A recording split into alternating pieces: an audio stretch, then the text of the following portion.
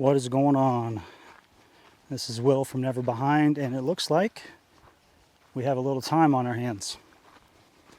Maybe temporarily, we'll see how long, but regarding the digital ID, it looks like we might have enough pushback in the UK that they're going to have to pause. But I can assure you that this will not be their last push to get this done, because it is the bedrock. It is the foundation that they need in order to install the society that they want, which is complete and utter technocratic control, technocracy in action, which is the 15-minute city, which is the track and trace, which is the digital ID, the digital currency. So in order for them to get that, they have to have the digital ID. But I think the last time I looked, the number was around 2 million or something for the people that were pushing back, that signed that petition, which is great because it has to be worldwide. I mean, it can't just be the Europeans that are saying no to this. It has to be the Asians, has to be the Hispanics, the Latino countries as well. Because if they start getting it in country by country, continent by continent, and they just slowly move it on, that'll be a much easier situation for them to roll it out. So that is it's a little glimmer of hope, right? To see that happening. And I'm very proud of my fellow European brothers and sisters over there. They're pushing back against the invasions of their countries. Granted, it's a couple years too late. This should never have gotten to this point, to where they are minorities in their own countries, and to where the rapes and the violent assaults and the murders are at the rate that they are, and the country's just being unrecognizable. The destruction, the destruction of all the architecture, all of it should never have gotten this far. But at least let's try to be a little bit positive. They are pushing back against that. They're in the streets against that, which is great. And they are saying no to the digital ID for now. I wish so deeply in my heart that Americans would be doing the same thing. But I never hear these words spoken, let alone see any action anywhere. And I'm always out and about. Whether it's work, the gym, restaurants, just being out and about amongst the people, I'm always out and about. And I've never once heard anybody talking about digital ID, talking about the planned invasion and the destruction of Western civilization. I've never heard anyone really even talk about the incredible levels of violence that are just now coming to the forefront, where the mass media is talking about it, but the incredible levels, the horrific levels of black on white violence. And the sad thing is, it's not racist to talk about numbers. It's not racist to talk about objective reality. Because if people really cared about humanity, we would try to find out the root causes of problems, and we would want to fucking fix them. We wouldn't be as scared to talk about even the symptoms. But we are. Humanity is scared of being called names. Humanity is scared of what might happen if people think this of me or think that of me. Well, you can stay scared, and you can never talk about these things, and you can ensure that your family's future, your children's future, your grandchildren's future, and the future of Western civilization will not exist, because these things must be talked about. And it's not wrong, it's not immoral, it's not bad to talk about what takes place in this world. It is the responsibility of every respectable, self-loving adult to talk about these things and to take action against them. That's why, I'm so incredibly proud of what they're doing in the UK and Ireland. And, I hope Germany starts. I hope Sweden starts. And there's obviously actions that can be taken by the people to reverse what's taken place in their countries. We have the Hart-Celler Act here. Nothing's going to happen to America with the reforms of these bills and all of this shit, right? And of course, it transformed America to the point where it's unrecognizable. But because we're so large, you can drive through middle America and not really be affected by these things. It's only when you go to the big cities you see the drastic difference. But with Europe is so small, all the countries are so tightly packed against one another. The results of these laws and these acts, the Kalergi plan, the results of all of it are just so, glaringly obvious. But they will get what they want if we don't all come together and say fuck off, you know? And that's the thing. That's it, right? That it's just saying no. It's the most powerful word in any language. No. Who are you to tell me what I can and can't do with my life? Who are you to tell me that I can't walk around this beautiful realm and this place that's my home and just live freely and live unaccosted? I'm not causing any harm. I'm a human being just like you. You think because you wear a suit that you get to tell me how to live my life? That you are some man or some woman that was put into some social controller position to be some puppet, and you get to pass laws, write things down on pieces of paper based on preference and whim, and you get to tell me how to live my life? Who the fuck are you? Sorry, I don't agree, so fuck off. That's it. That's it. I've never understood how adults, self-respecting adults, well, that's the thing. It's about self-respect and self-love, right? I've never understood how adults agree to this whole paradigm where other adults that you've never met who were put in places of power by adults that you've never met who voted for them get to tell you how to live your life. Even though you cause no harm and you don't want to bother anybody and you just want to be left the fuck alone. But you can't do that, right? Because you have people that you never met voting for people that you've never met who are deciding what you can and can't do with your life. It's an incredible thing that I've never understood. I've never taken part in it, and I never will, and I will never accept it as a way of life, because I know that what we are intended to be as human beings, as spiritual human beings, is not this slave 9-to-5, giving away all of the fruits of our labor, being taxed to death, working until we're 60 just to retire and have a little bit of, life left in order to live some sort of dream out, right? Human beings, I mean, if you walk around and you go to a mall or you go to a crowded area and you just see the state of humanity with the dead eyes and the dim whites of the eyes and the obesity and the apathetic nature, and there's no pride in anything, just the way people dress, and it's just, this is not what was meant for humanity. And when you get into the deep information after you go through the psychology and the philosophy and what is the nature of government and does it have any role at all, and you realize the truth behind all that, and you start going down these other rabbit holes and you find out, wow, these mountains aren't what they say they are, and these waterfalls aren't what they say they are. And when you look into that, human beings used to be so grand in scale, not only physical stature, but also spiritually, psychologically. And look what they have dumbed down humanity to. Look at the devolution. This is not what we were meant to be. And the fact that we still have fight left in us after being sprayed for years and years and years and years by their fucking poisons, the fact that we still have fight in us, even though we've all, unfortunately, unless we had really conscious parents before we were born, we've all been injected with their poisons when we were babies and when we were toddlers, right? And we still have fight in us. That's a testament to what is inside of us, the spark of God that's inside our chest. And that gives me hope that, even though we're only 7% of the world population at this point, 7 or 8%, right?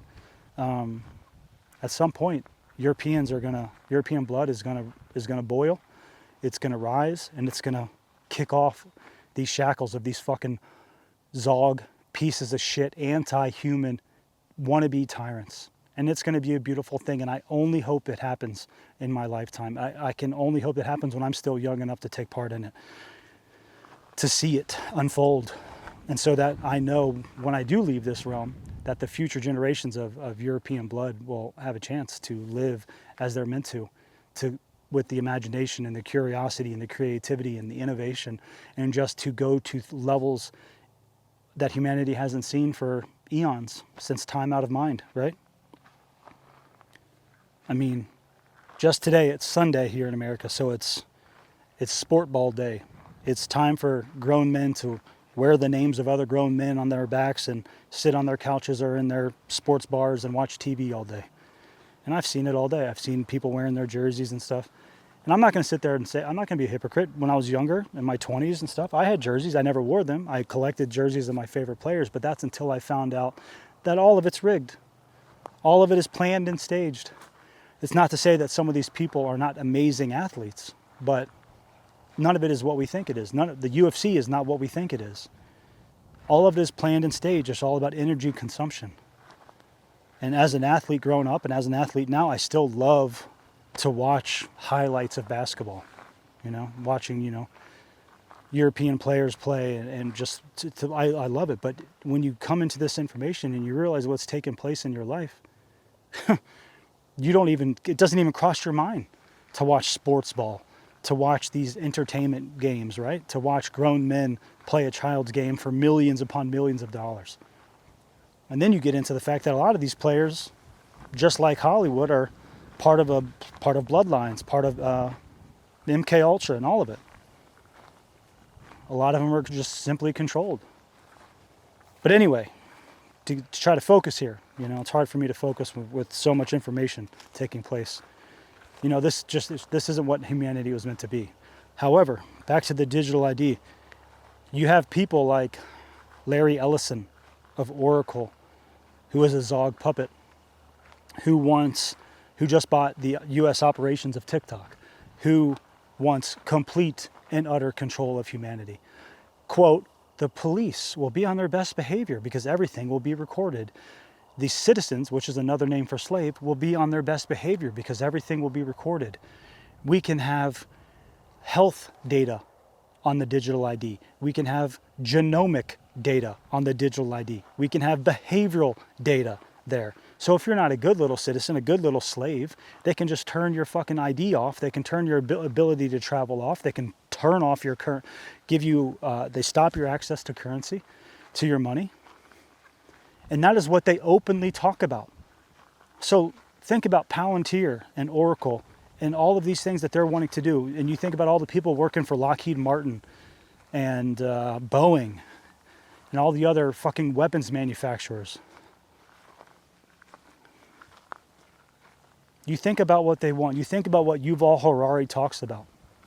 How these anti-human, satanic pieces of shit, how much they hate the humanity within them and how much they hate humanity in general. Trying to fucking connect us to this AI Neuralink fucking Zog machine. And that's the end, right? If they get that, if they finally get what they want, that is the end of humanity. There will be little pockets left, but if you don't think that there won't be weaponized drones to fly over your fucking homestead and to fire frequencies at you, to set your crops on fire, whatever, kill your livestock, you're out of your mind. They're not going to let anyone escape their system, because in order for their Messiah to come back, Amalek, which is Europe, which is America, which is Canada, Australia, New Zealand, and South Africa, in order for their Messiah to come back, Amalek must be destroyed. They are acting upon that. They are currently live streaming a genocide that nobody's doing anything about. No Western government gives two shits about it. And in fact, our government gives fucking $4 billion a year that they tell us about. It's more. They supply all the weapons. So anyone that supports any Western politician, you're also supporting a genocide, right? And if you support any politician, as I've said throughout my adult life, whoever you support with your energy, whatever they do in their life, because you put them in that position, the blood that they spill is on your hands as well. And that's just a fact of life, because they couldn't be in those positions without the support of people that are afraid of personal responsibility, that are afraid of freedom, that would rather have people they've never met before tell them how to live. And then they have people in costumes with shiny badges that drive around with lights on top of their cars who enforce all of these immoral man-made laws. There's only one law in this realm, and it's natural law. And it's very easy. The more objectively moral a people, the more wedded to truth a people are, the more freedom they will experience. The more immoral, the more deceitful, the more lazy, the more apathetic, the more vicious, the more jealous a people are, the more tyranny they will experience. It's really that simple. And I've been called naive my entire life since I started talking about this stuff. You think adults could be free without government? Do you think if we got rid of all these things, everything would be fine? That's so naive. Are you kidding me? What's naive is to think that people that have ultimate power and no responsibility and complete immunity actually give a flying fuck about you, your health, your family's health, or your future, or your ancestors. Where throughout human history has that ever been shown to be true? Where monarchs, pharaohs, or governments have ever cared about the people? Please show me in human history where that's been the case, where there's been freedom of expression, freedom of movement, freedom of association, and also a benevolent government or benevolent dictatorship, right? Get real. Every individual needs to be free to live the life that is within their genes, within their DNA, within their heart. And then collectively, that individual with their people, whether it's European, whether it's Latino, whether it's black or African, whether it's Asian, doesn't matter. They need to have the self-respect as a people to ensure that they are respected by their quote-unquote overlords. I'm sorry, why did I put quotes on that? They are, I was going to say politicians, but no, they're overlords. They're rulers. They're masters. And show me where that's ever happened, where you see self-respect and freedom with government involved. You can see it on the individual level, because individuals can live morally and objectively good, authentic spiritual lives. Individuals can do that. But in mass, no, it doesn't happen. Throughout human history, the masses have signed on for every tyranny that's ever been committed. Every genocide has been committed by people willing to do that job for a paycheck. You know, the Bolshevik Revolution, millions upon millions murdered. The government didn't do that. Men did that. Men told to go and kill these other people did that. The killing fields of Cambodia, right? Vietnam War. All of them. Every war you can imagine. Every slaughter, every genocide, the Armenian genocide, all done by people told to do it. Not by governments, not by politicians, just like the COVID years. That wasn't Fauci, that wasn't Gates, that was doctors and nurses and pharmacy techs doing the bidding for a paycheck without questioning anything. And every war that's ever been done has been done by soldiers following orders without question for a paycheck.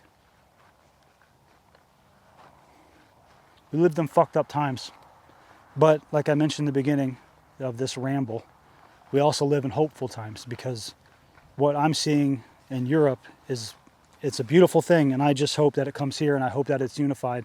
But everything is so divided here, and the people on the right hating the people on the left, and vice versa. You know, black versus white is at all-time highs with the violence of black on white violence. Is just every single day there's a murder, there's a rape, there's an assault, there's a gang, there's a jumping. I mean, I just watched a video the other day of it was one of a black teenager beating the shit out of like a 65-year-old white man just for telling him to, hey, you're in the wrong seat there, kiddo, you're in the wrong seat. And it was filmed, and they beat the shit out of him.